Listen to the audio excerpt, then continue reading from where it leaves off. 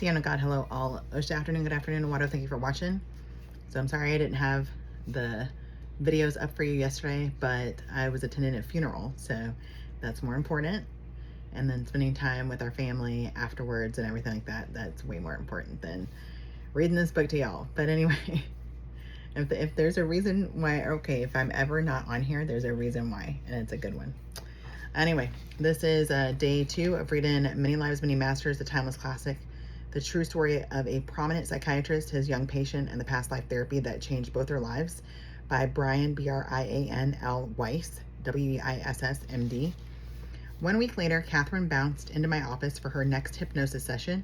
Beautiful to begin with, she was more radiant than ever. She happily announced that her lifelong fear of drowning had disappeared. Her fears of choking were somewhat diminished. Nice. Her sleep was no longer interrupted by the nightmare of a collapsing bridge. Although she had remembered the details of her past life recall, she had not yet truly integrated the material. The concepts of past lives and reincarnation were alien to her cosmology, and yet her memories were so vivid, the sights and sounds and smells so clear, the knowledge that she was there so powerful and immediate that she felt she must have actually been there. She did not doubt this. This experience was so overwhelming. She did not doubt, yet she was concerned about how this fit in with her upbringing and her beliefs. During the week, I had reviewed my textbook from a comparative religions course taken during my freshman year at Columbia. There were indeed references to reincarnation in the Old and the New Testaments. In AD 325, the Roman Emperor Constantine the Great, along with his mother Helena, had deleted references to reincarnation contained in the New Testament.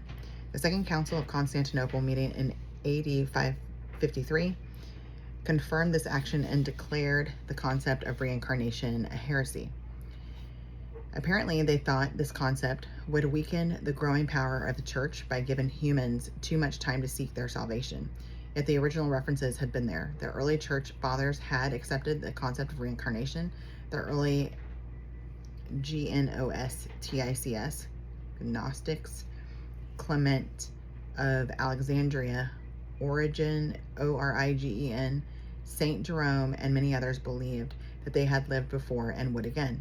I, however, had never believed in reincarnation. Actually, I had never really spent much time thinking about it. Although my earlier religious training taught about some kind of vague existence of quote-unquote soul after death, I was not convinced about this concept. I was the oldest of 4 children, all spaced 3 years apart. We belonged to a conservative Jewish synagogue in Red Bank, a small town near the New Jersey seashore. I was a peacemaker and statesman in my family. My father was more involved with religion than the rest of us were. He took it very seriously, as he took all of life. His children's academic achievements were the greatest joys in his life. He was easily upset by household discord and would withdraw, leaving me to mediate. Good grief. I gotta slow down. Although this turned out to be excellent preparatory training for a career in psychiatry, my childhood was heavier and more responsible than, in retrospect, I would have preferred. I emerged from it as a very serious young man, one who got used to taking on too much responsibility.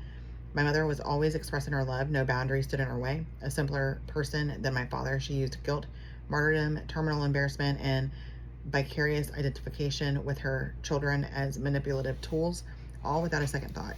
Yet she was rarely gloomy, and we could always count on her love and support. My father had a good job as an industrial photographer, and although we always had plenty of food, money was very tight. My youngest brother, Peter, was born when I was 9. We had to divide 6 people into our small 2-bedroom garden apartment. Life in this small apartment was hectic and noisy, and I sought refuge in my books. I read endlessly when not playing baseball or basketball, my other childhood passions. I knew that education was my path out of this small town, comfortable as it was, and I was always first or second in my class. By the time I received a full scholarship to Columbia University, I was a serious and studious young man. Academic success continued to come easily. I majored in chemistry and was graduated with honors. I decided to become a psychiatrist because the field combined my interest in science and my fascination with the workings of the human mind. In addition, a career in medicine would allow me to express my concern and compassion for other people. In the meantime, I had met Carol during a summer vacation at a Catskill Mountain hotel. where I was working as a busboy and she was a guest. We both experienced an immediate attraction to each other and a strong sense of familiarity and comfort. We corresponded, dated, fell in love, and were engaged by my junior year at Columbia. She was both bright and beautiful. Everything seemed to be falling into place. Few young men worry about life and death and life after death, especially when things are flowing smoothly, and I was no exception. I was becoming a scientist and learning to think in a logical, dispassionate, quote unquote, prove it kind of way. Medical school and residency at Yale University further crystallized the scientific method. My research thesis was on brain chemistry and the role of neurotransmitters, which are chemical messengers in the brain tissue. I joined the new breed of biological psychiatrists, those merging the traditional psychiatric theories and techniques with the new science of brain chemistry. I wrote many scientific papers, lectured at local and national conferences, and became quite a hotshot in my field. I was a bit obsessive, intense, and inflexible. But these were useful traits in a physician. I felt totally prepared to treat any person who walked into my office for therapy. Then Catherine became a Rhonda, a young girl who had lived in 1863 BC, or was it the other way around? And here she was again, happier than I'd ever seen her. I again worried that Catherine might be afraid to continue. However, she eagerly prepared for the hypnosis and went under quickly. I am throwing wreaths of flowers on the water. This is in quotes. This is a ceremony. My hair is blonde and braided. I'm wearing a brown dress with gold and sandals. Somebody has died, somebody in the royal house. The mother. I am a servant with the royal house, and I help with the food.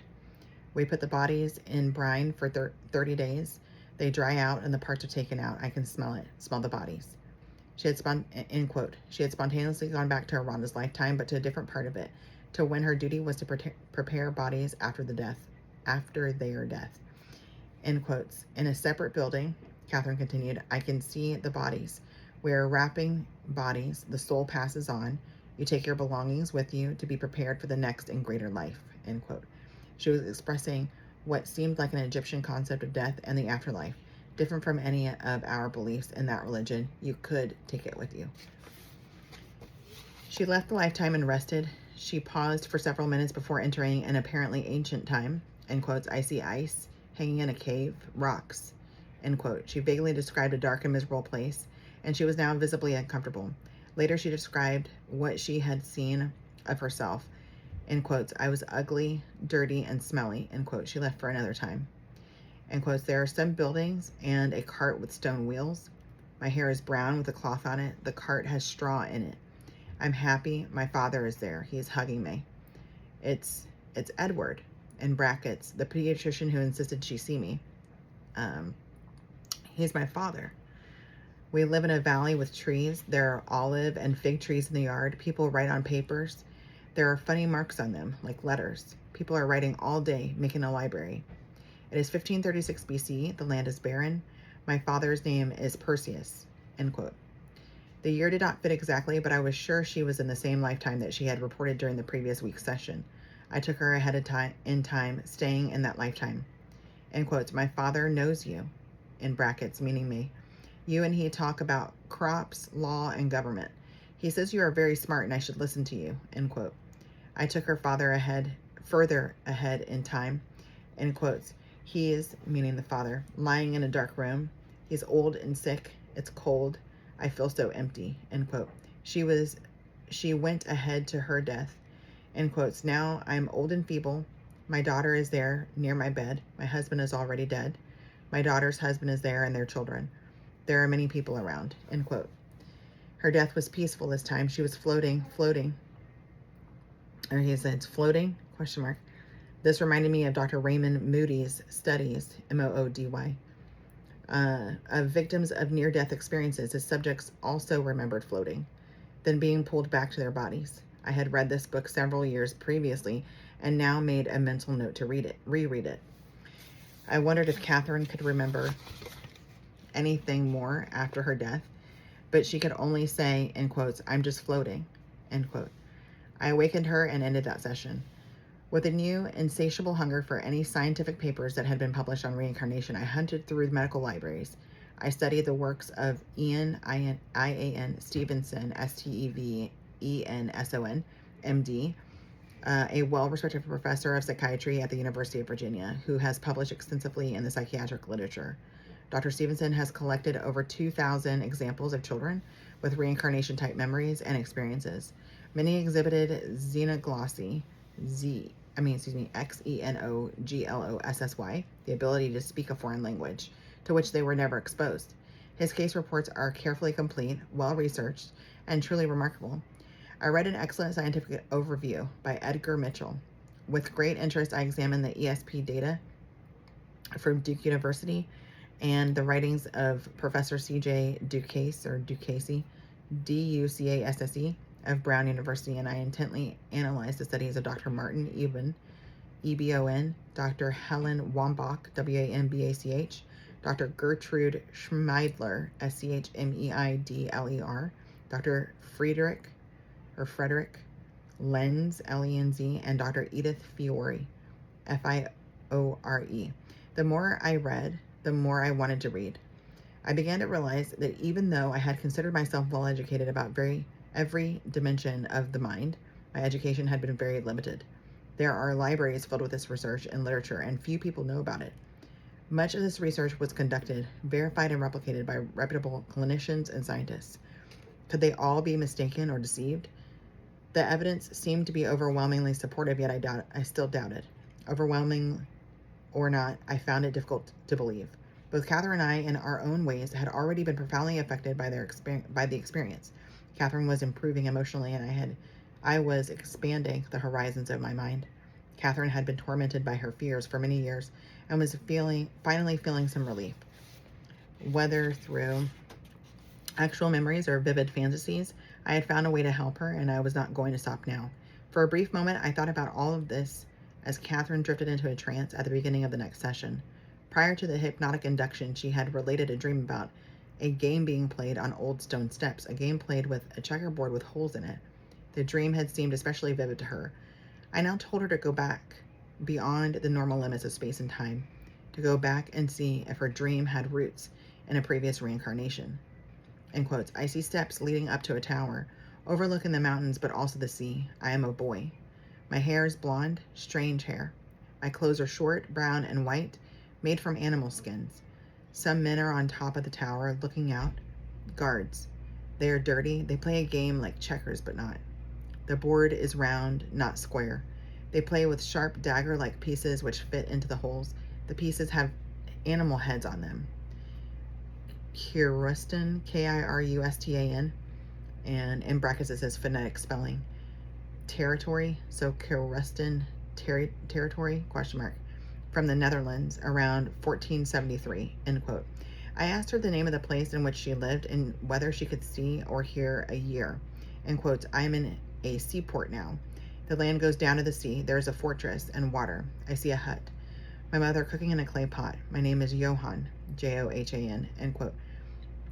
She was progressed to her death. At this point in our sessions, I was still looking for the single overwhelming traumatic event that could either cause or explain her current life symptoms. Even if these remarkably explicit visualizations were fantasies, and I was unsure of this, what she believed or thought could still underlie her symptoms. After all, I had seen many people traumatized by their dreams. Some could not remember whether a childhood trauma actually happened or occurred in a dream, yet the memory of that trauma still haunted their adult lives. Man, that would be rough to deal with. What I did not yet fully appreciate was that the steady day in, day out pounding of undermining influences such as a parent's scathing criticisms could cause even more psychological trauma than a single traumatic event. Did you hear what I said? I'm gonna read it one more time. Hold on. What I did not yet fully appreciate was that the steady day in and day out pounding of undermining influences, such as a parent's scathing criticisms, could cause even more psychological trauma than a single traumatic event. These damaging influences, because they blend into the everyday background of our lives, are even more difficult to remember and exercise. A constantly criticized child can lose as much confidence and self-esteem as one who remembers being humiliated on one particular horrifying day. A child whose family is impoverished and has very little food available on a day-to-day basis might eventually suffer from the same psychological problems as a child who experienced one major episode of accidental near starvation. I would soon realize that the day in and day out pounding of negative forces had to be recognized and resolved with as much attention as that paid to the single overwhelmingly traumatic event. So you think these things aren't bothering your kids? They freaking are, okay? And they won't be able to put their finger on it, right? Unless they're able to hit it with hypnosis or something like that. And even then, their brain may not think that it's significant enough to touch on that.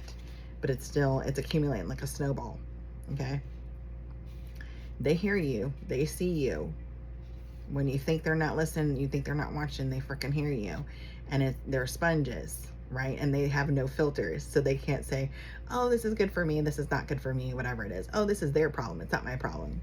It's all theirs as well, right? Even though they're so young and we're just like, they can't do nothing about it anyway. They're sitting over there just internalizing that, and it's just building, bubbling, right? And they won't even know how to explain it to you. So Catherine began to speak, in quotes, even the yelling. You got to quit the yelling unless it's an emergency, right? You got to call some authorities for some help, or y'all have to hurry up and get in the car to go to the ER or something like that, right? Or somebody's fixing to hurt themselves, like fixing to get burnt or something like that. Then you can, maybe raise your voice, but no yelling, right? Like in general, just cut the yelling, because our bodies don't like that. And our auras in particular don't like that. And that's what carries a lot of our feelings and stuff around us that we cannot see. And some people are gifted enough to see those. But yeah, no. Anyway, in quotes, there are boats like canoes, brightly painted, Providence area. We have weapons, spears, slings, bows, and arrows, but bigger. There are big, strange oars on the boat. Everyone has to row. We may be lost. It is dark. There are no lights, I am afraid. There are other boats with us, in brackets, apparently a raiding party. I'm afraid of the animals. We sleep on dirty, foul-smelling animal skins. We're scouted. My shoes look funny, like sacks, ties at the ankles from animal skins, in brackets, long paws. My face is hot from the fire. My people are killing the others, but I am not. I do not want to kill. My knife is in my hand, end quote. Suddenly, she began to gurgle and gasp for breath. She reported that an enemy fighter had grabbed her from behind around the neck and had slit her throat with his knife. She saw the face of the killer before she died. It was Stuart. Her now husband, right? He looked different then, but she knew it was he. Johan had died at the age of 21. So Stuart killed her in a past life. So that's why there's some animosity there, right? So anyway, you should think about visiting your past lives and stuff. I know I'm going to do that. That's on my list. She next found herself, don't go to a quack, right? Go to some well-known person that's not trying to price gouge you and blow smoke. You know what I'm saying? She next found herself floating above her body, observing the scene below. She drifted up to the clouds, feeling perplexed and confused. Soon she felt herself being pulled into a quote-unquote tiny warm space. She was about to be born. End quote. Somebody is holding me, she whispered slowly and dreamily. Someone who helped with the birth. She's wearing a green dress with a white apron. She has a white hat folded back at the corners. The room has funny windows, many sections. The building is stone. My mother has long dark hair. She wants to hold me. There's a funny rough night shirt on my mother. It hurts to rub against it. It feels good to be in the sun and to be warm again. It's the same mother I have now, end quote. During the previous session, I had instructed her to closely observe the significant people in these lifetimes, to see whether she could identify them as significant people in her present lifetime as Catherine. According to most writers, groups of souls tend to reincarnate together again and again, working out their karma, in parentheses, debts owed to others and to the self, lessons to be learned over the span of many lifetimes. In my attempt to understand this strange, spectacular drama that was unfolding unbeknown to the rest of the world, in my quiet, dimly lighted office, I wanted to verify this information. Don't go hang again, you ain't a good chance. Till we meet again. Love you, mean it.